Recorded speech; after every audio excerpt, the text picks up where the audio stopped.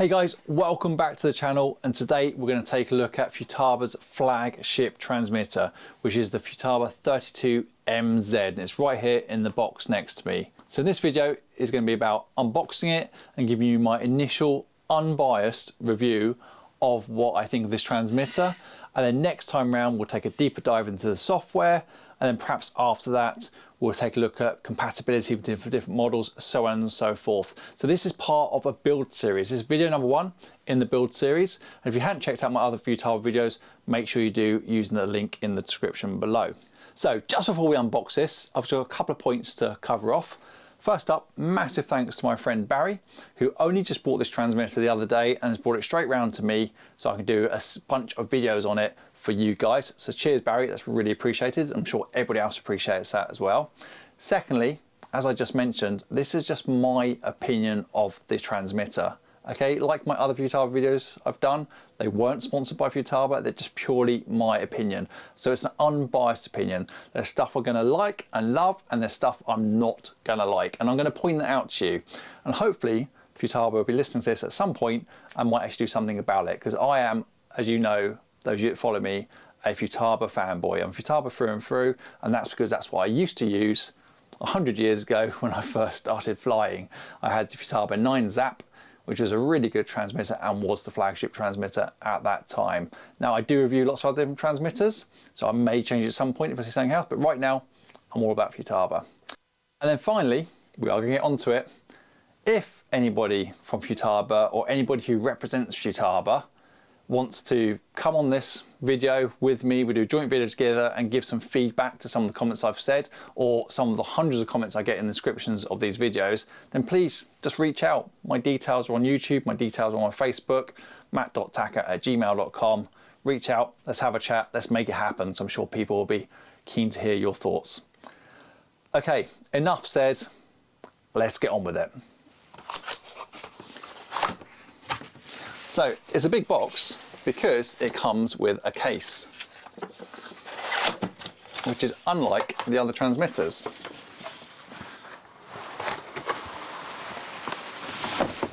Oh, very nice. Let's move the box out of the way. So what have we got?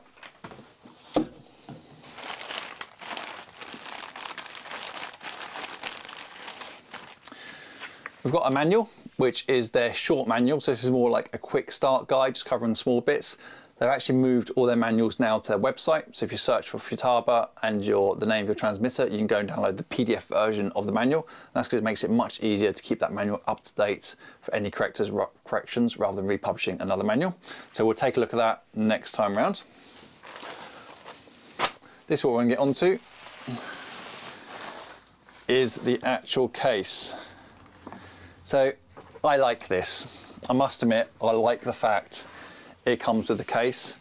I always keep my transmitters in a case. Now I'm saying transmitters, right now I have the T26, I have the 16IZ, and I have the 18SZ as well. So I have a bunch of Futaba transmitters, as well as a Radio Link that I've just recently reviewed, and also a Radio Master, a brand new from Radio Master, which I'll be reviewing soon. So if you want to see those, make sure you like and subscribe. But back to this. I like this. I like the case, and I like this 32MZ. Have a close look at that. Is it just me? I like these small touches. I like the fact this is on the case and it stands out, and I can keep my transmitter protected. So let's open her up and see what we get.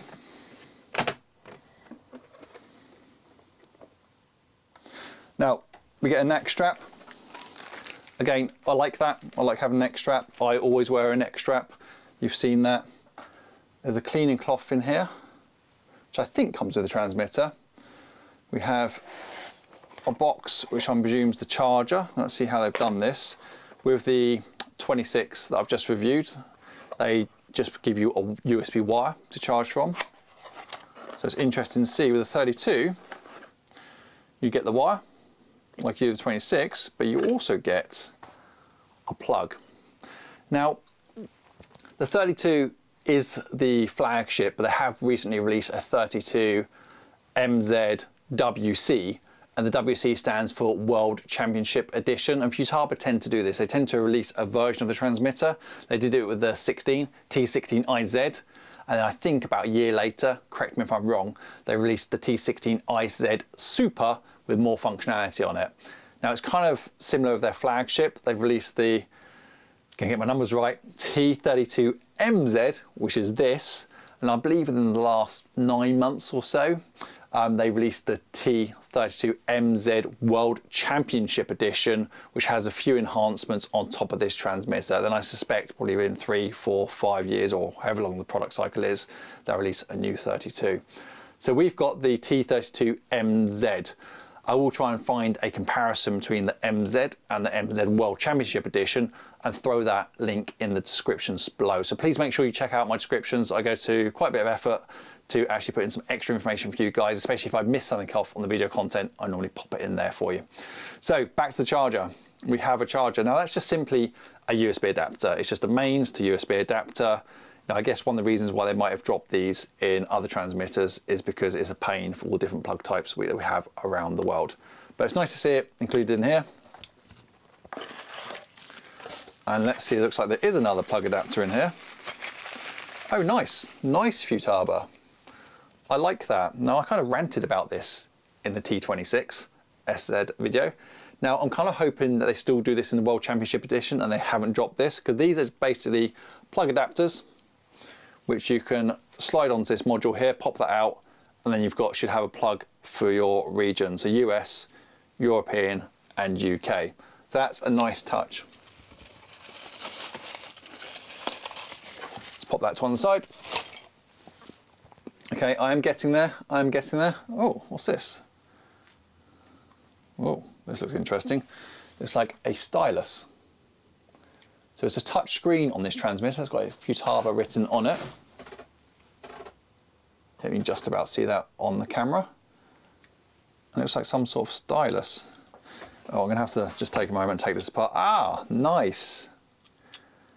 It's actually, the end comes off and it's got Allen keys inside. Now they look like, and I'm guessing they are, the Allen keys to access the back of the transmitter for adjusting things like the stick tension. The two different sizes used there. So it's rather nice that they've popped them inside the stylus. Pop them back in. Rubber bung on the end. And then there's a rubber tip here. So this is like a big pencil for touching the screen. For those of you that don't want to use your fingers. I'd rather use this. I mean, I'm probably going to forget 9 times out of 10 to use this. But if you're flying icy, anything with fuel in it, or if you've got grubby little mitts, it's sometimes better to use that than to touch the screen and risk damaging the screen. Now you shouldn't damage the screen. You can actually get screen protectors like you can for your mobile phone.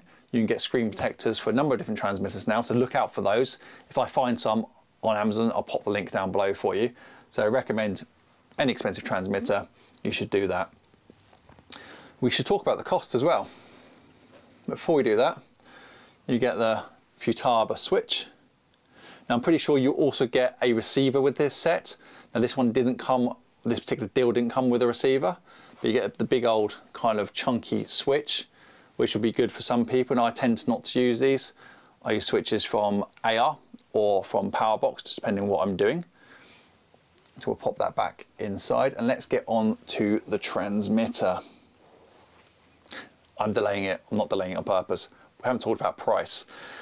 So these right now are retailing around £2,400 to £2,600 depending where you buy from. And let me just convert that to dollars. So £2,600 is about 3,150-ish bucks USD, United States dollars. So it's not cheap. However, if you're comparing it with the competition, Powerbox Core, Powerbox Atom, it's kind of on par. Oh, that's a good weight. That is a good weight. Let me give you a close up. It's a 32 channel. So you're probably thinking, Matt, why do I ever want 32 channels? But some of the bigger models, more complex models, jets, some of the models that I saw, Jet Power, would definitely be using 20 plus channels for sure. And here we go. So very similar to other Futaba transmitters. On this one, the first thing that's noticeable, you've got a super wide screen, which is high contrast and good color as well. And as well as you've got the top screen. Now I think they've changed this top. Oh, I think this top screen is different. I think the one on the T26SZ is newer and therefore brighter, but we'll have a look when we turn that on. We've got the top trims as well, T6 and T5 at the top, as well as your traditional trims here. Switches or buttons either side, which is similar for Futaba layout, and then your standard switches at the top, and then round on the back. Well, actually we've got our dials up top as well, top of the screen. And then round on the back, we have our trainer port, additional port here for charging and for headphones, some little sneaky hidden switches around here, which I'm guessing line up with your fingers. It feels like they do. As well as your 2 sets of sliders like you've got on the 26. So more switches, dials, bits and pieces, because this is a 32 channels. But my initial reaction is I like the weight. So I've got to sort of stand in my flying position. I've not put my strap on at the moment, but it feels nice. We've had lots of feedback before on the 16 in particular as to the switch gap, because people struggle to get their finger in between these 2 switches on the left hand side, which is your SF and your SE. Same as on the right, the SG and the SH. But I can tell you now, I can already know that that's a decent gap. That's probably the same as what it is on the 26. I think it's the 16, where it's a little bit smaller, and people have noticed that. So I can get around to all the switches that I need to without really taking my fingers off the switch. And even these, I've not had these ones at the very back before. Wonder what you'd use those for. If anyone has one of these transmitters and has these rear switches configured, please chuck a comment down below, because I'll be really interested to find out what you're using them for and give some other people some ideas on those. I like using one of these sliders for flaps personally, because I like bringing in flaps gradual. But I like that. The gimbals feel nice. Now look, you can adjust, like you can on most transmitters, the stick tension, and you can adjust the height of the sticks, and you can even adjust the angle of the stick plate by adjusting this inner screw here. And we saw we got the Allen keys for that in the pack earlier on. So when you are getting a new transmitter, I always recommend making sure you get your stick tension right. Now I like to feel the center, so this is probably quite good for me. So I want to feel the point straight when it comes straight back to the center of the stick. And I prefer to take the ratchet off a bit. So if I was keeping this transmitter, Barry, can I keep it please? If I was keeping this transmitter, I'll be losing the ratchet slightly. So initially my thoughts are, that feels good. It looks nice. Now it does look like a high-end quality transmitter. Now the case is different. The case feels like it's just made out of better quality metal. That might not sound right, but it's just different to the other transmitter. Let me grab a super.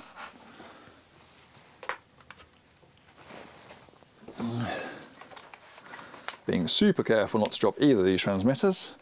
So you can already see the kind of quality, it's just different. It's just nicer. It feels more expensive, it looks more expensive, it is more expensive. Now the 16IZ is one of my favourite transmitters in the Futaba range. You've heard me say that before. I think it's great value for money at around £500. But this, you know, this is the flagship, this is the high end. So I'm absolutely dying to turn this on, and you guys probably are too. Okay, so let's power this up. Maybe bring it closer for you guys.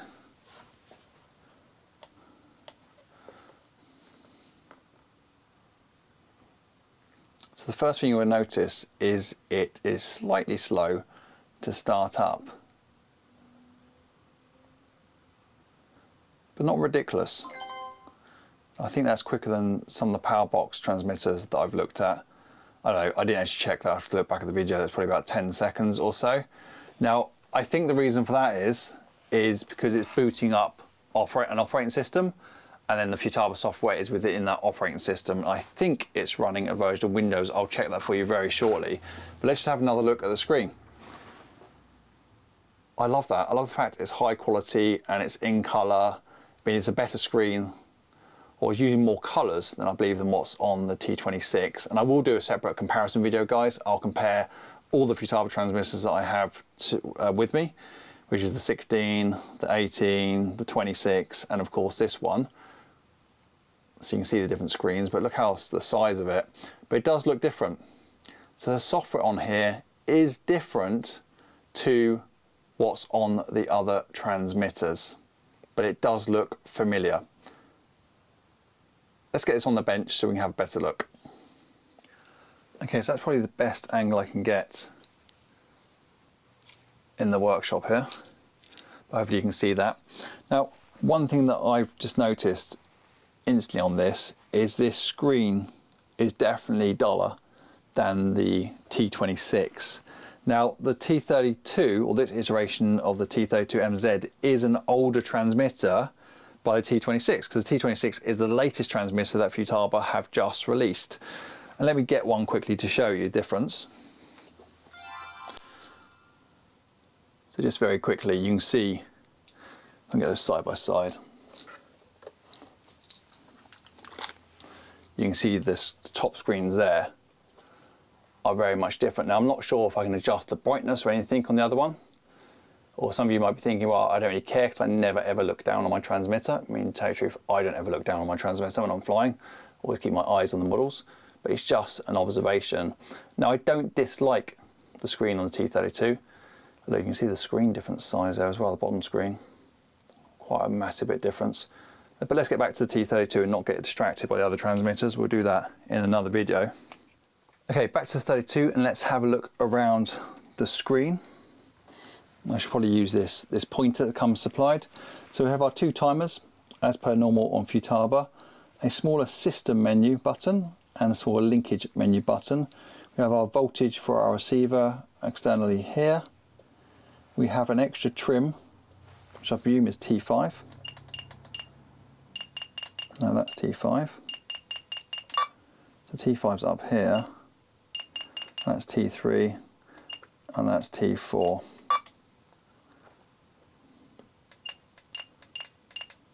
And they do the different louder beep when you're in the middle. Okay, we've got our normal, this is how many hours the transmitter's been on for. You can actually reset that though. We're currently configured for a fast 18 channel. So we'll talk about fast, fastest, and the different numbers, because this well, let's do it now. This transmitter does support fast. Okay, I was about to show you that, but you'll see as I try and go into one of these menus, this is a new feature.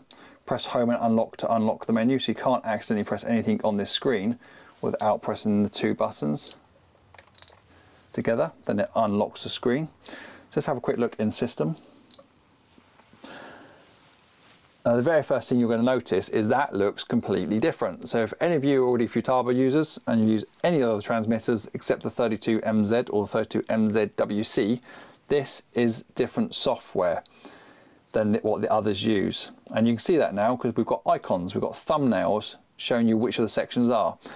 I'm guessing they've done that because it's a much bigger screen. It's a much better resolution screen and they just want to show off the screen. So rather than just laying it out like they would on the other transmitters, they've given you thumbnails here. And this may throw some of you, because I think one of the reasons why we stick to the manufacturer that we're used to is because we're used to setting up the transmitters. We're used to knowing our way around the transmitters, all the different bits and pieces and configuration you can do. And when you first go to the 32, you're going to notice it's different. Now look, it's clearly labeled, in fairness. Trainer, display settings, date and time, set my username, music player, something new, sound volume, hardware settings, switches. It kind of all makes sense there. It's just different to what you're used to, but it may put some people off. S-bus, unit system, looks like metrical imperial. That looks that's different, not seen that before. Range check mode, support for the DLPH2, which I've not used, but I want to get hold of one of those. It's a way of extending, I believe, more channels than your receiver can handle, plus it gives you extra functionality. Now you might need to have that to maximize the 32 channels, I'm not sure, correct me if I'm wrong. Some receiver options there and some general information. So it just looks a little bit different, but it works the same way. You tap into the menu, you press home to go back on there. Let's have a look in linkage. Model select, that's familiar. Model type, is it a glider, is it a helicopter? How many aileron servos you've got, have you got flaps, so on and so forth. Servo monitor, now it looks the same as what we're used to seeing when we go into servo monitor. You can see how everything's working and moving, and you've actually got test function as well, which I think is unique to this transmitter.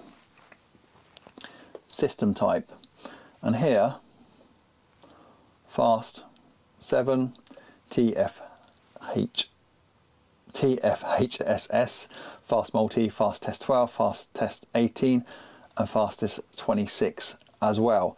And of course you can support dual receivers like you can on other transmitters as well.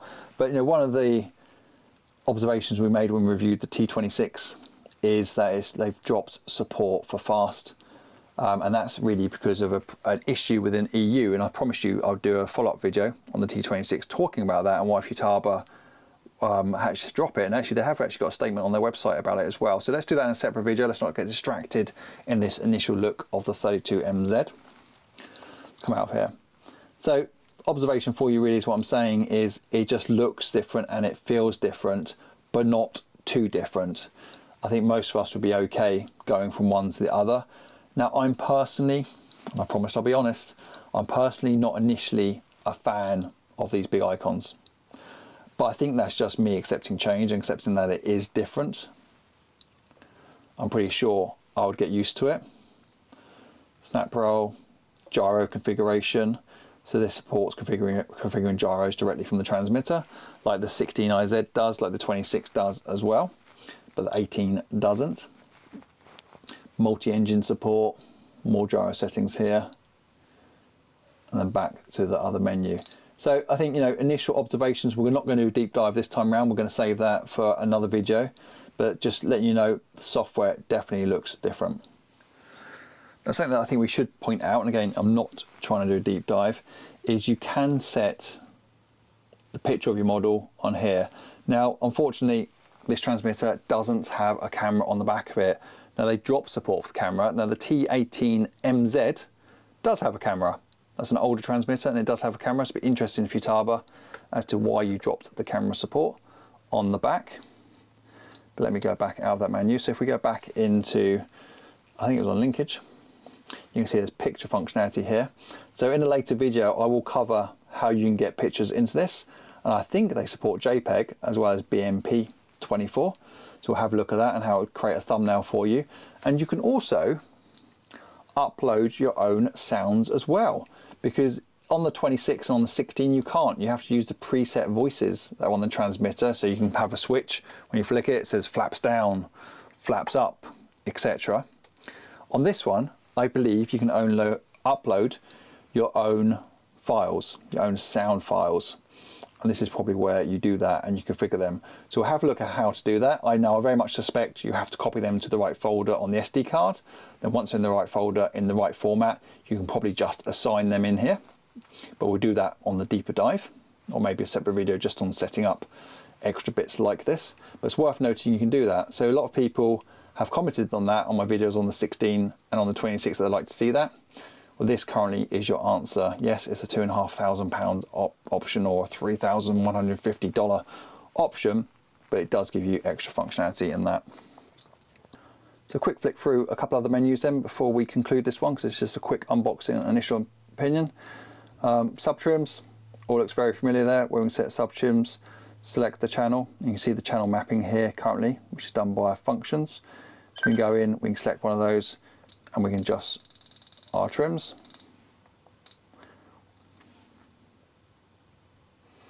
Model select, looks all very familiar. You can come in and say you want a new model. Model change, which means the radio is going to stop while we change. Hit OK. That'll create a new model, go straight into a setup wizard. We want to set the wing type. Let's set it so we've got 2 ailerons and 2 flaps, which is this one here. Select the tail type, so it's kind of taking you through it in the middle of a wizard. So let's select elevator. So we've got elevator 1 and elevator 2 as well as rudder. And you can see it set that. Model type is changed. Do you want to confirm? Yes. And then it's gone straight into the receiver option. So it's kind of like they've built more of a wizard into this operating system, trying to guide you through those steps, whereas on the other ones you'd have to do that individually. So you now come in here and say, yeah, I'm on fast test 18 channel, I've got dual receivers, and I can now link each one of my receivers.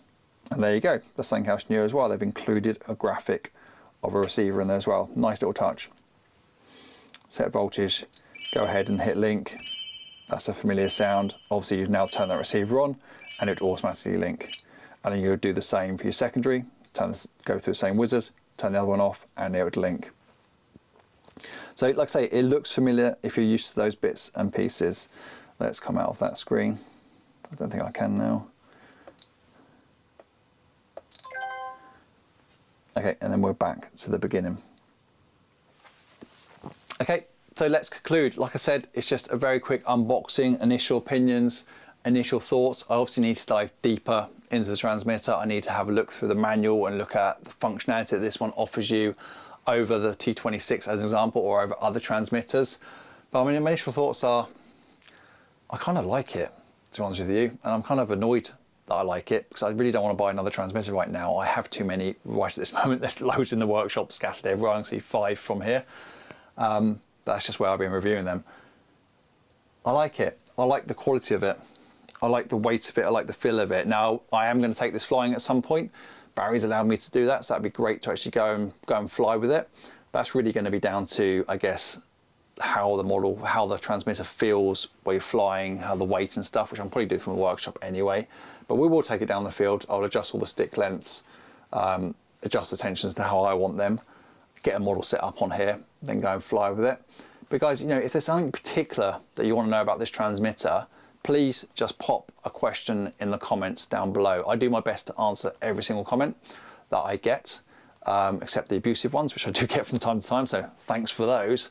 But I do my best to answer them, and I have people contact me on Messenger as well and ask questions. I do my best to always get back to you. But if there's something you want me to cover up in another video, perhaps when we deep dive, let me know what it is, and we'll look to answer that. But next time around, I think what we're going to do is probably set up a model, probably going to go over some of the advanced functionality. Another video, we are going to talk about file compatibility, because those of you who probably want to upgrade to a T32 are probably thinking, will your models work if they come across? And now I suspect the answer is going to be yes. I suspect you will be able to go from a T18SZ or T16IZ or a T26. I'm getting my number, I'm so tired. A T26SZ, is it? Across this. So I expect you'll be able to go that way. Now the T18MZ I don't think will work. I have somebody already made a comment on that and said that probably won't work, but I haven't got one to try. But other ones I expect will be able to go up, and I expect you won't be able to go down. So I expect you won't be able to go from this 32 back to the 26, back to the 18, or back to the 16, because this simply has more channels and therefore more data to save on that model file, which isn't compatible on those other transmitters. But we'll try that out as well. So I've got a bunch of videos that I want to do on this for you guys, probably at least 3 or 4, which we're going to get done. But initially, my initial thoughts are, I like it, I like the quality of it, I like the feel. It just looks and feels good. And it's familiar for me, because I'm a Futaba fanboy. So thumbs up, guys, on this one. Now, if anybody's got the WC version they want to lend me for a couple of weeks so I can do a comparison or a review or an update with the latest and greatest flagship transmitter, then please reach out. I'll be more than happy to do that if you can trust me with the transmitter. But for now, guys, please don't forget to like and subscribe for the next set of videos. And yeah, I like this. Sorry, Barry, I don't think you're getting it back. See you next time.